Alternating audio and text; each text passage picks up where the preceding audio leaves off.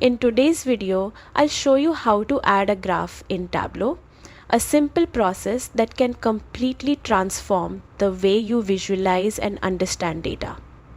If you're new to Tableau, don't worry, we'll walk through it together step by step. First, open your web browser and go to the Tableau website.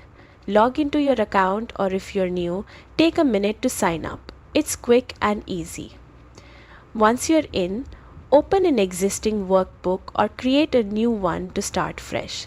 This will be your workspace for building graphs and visualizations. Now, head to a new worksheet inside Tableau.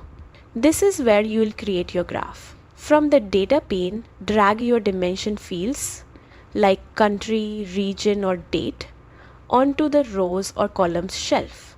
These fields define the categories or time frames for your graph. Next, look at the Show Me panel on the top right.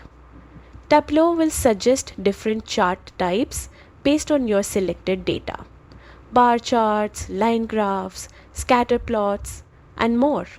Pick the one that best fits your story. Once your graph appears, you can customize it using the marks card.